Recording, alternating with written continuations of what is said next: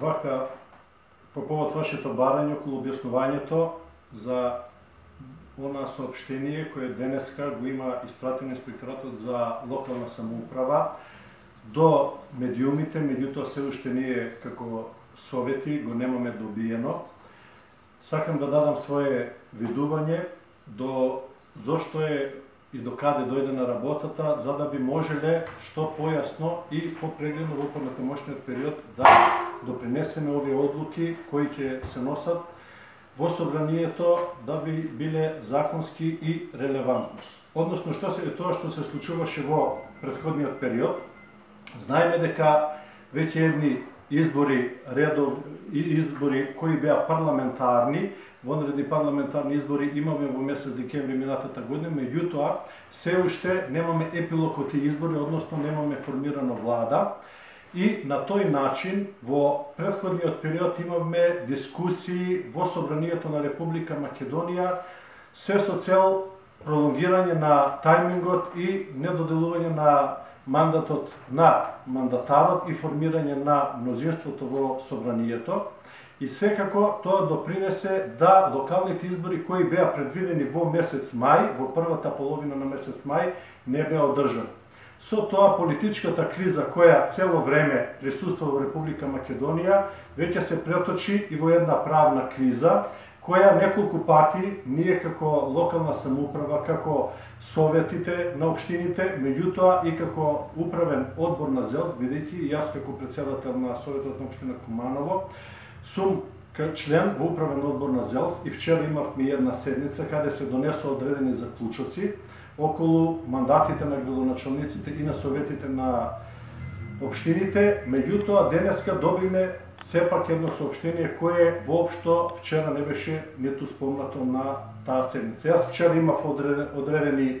мои дискусии кои би сакали денеска да ги повторам, што е тоа што во наредниот период треба да се случува и што е тоа зошто сме дојдени овде.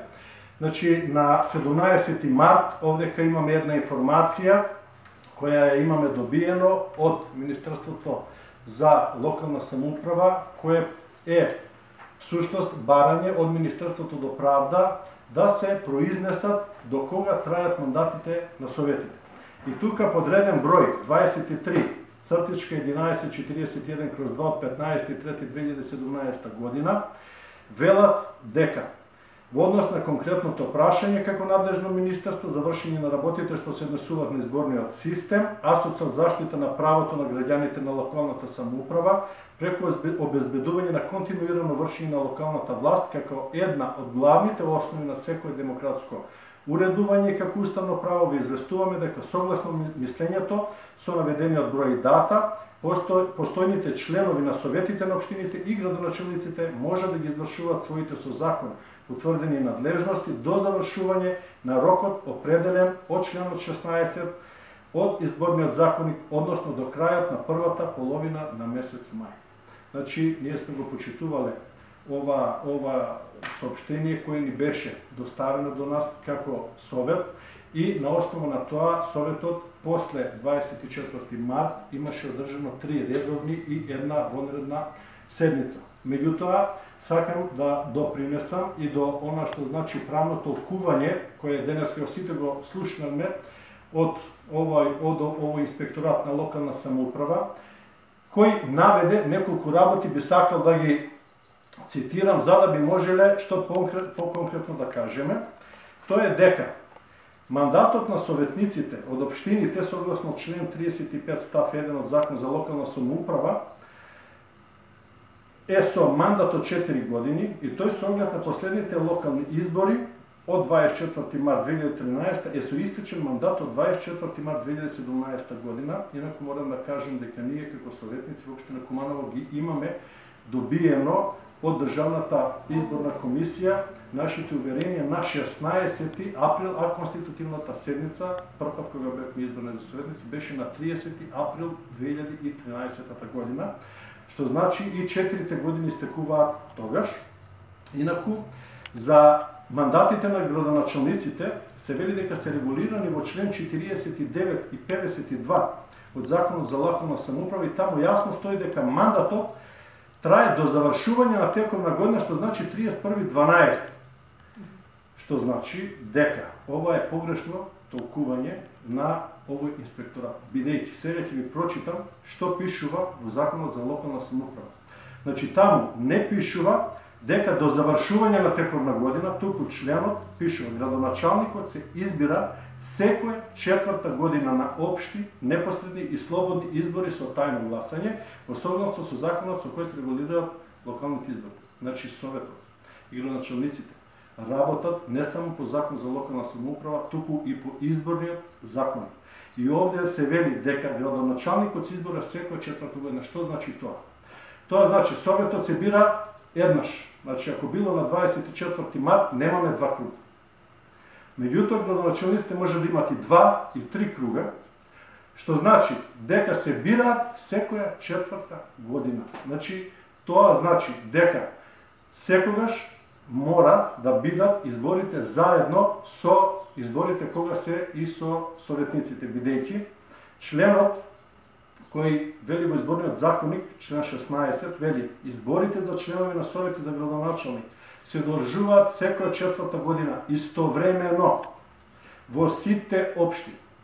во првата половина во мај.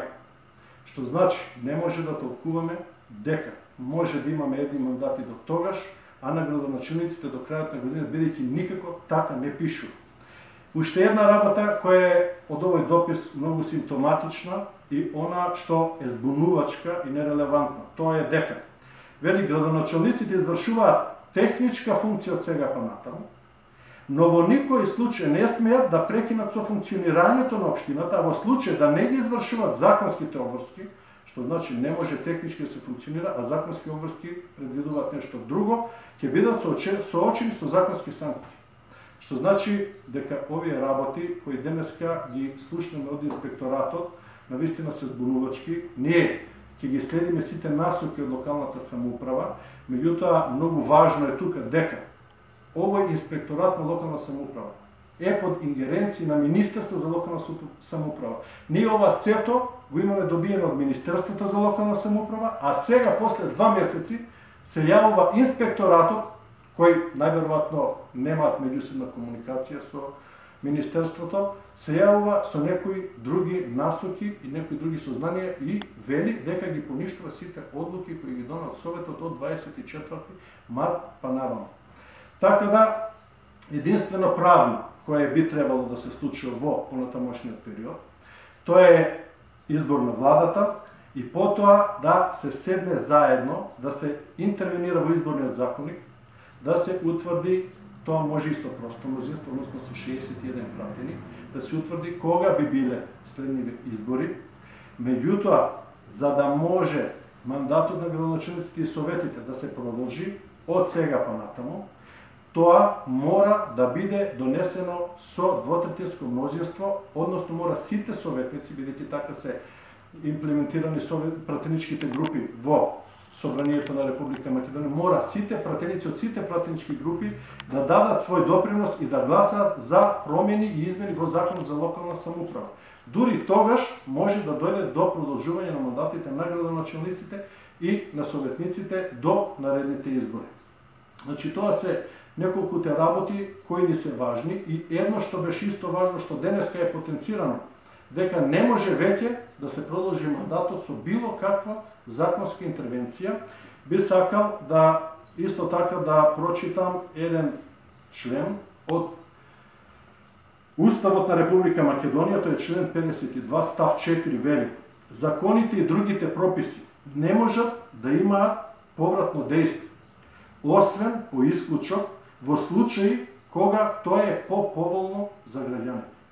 Значи, тоа се неколку работи на кои сигурно Министерството во понатамошниот период ќе мора да ги разгледа, да биде во согласност заедно со инспекторатот и да предложи во новата влада која треба хитно да се формира, бидејќи ако нема митност на владата, Сето ова и овие проблеми ќе се таложат и натаму, и од политички сега станаа правни проблеми, натаму ќе станат и економски проблеми, бидејќи натаму со блокирање на општините ќе имаме проблеми и со исплата на плати, разни други трансакции и така натаму, сето она што значи живот на граѓаните во една општина.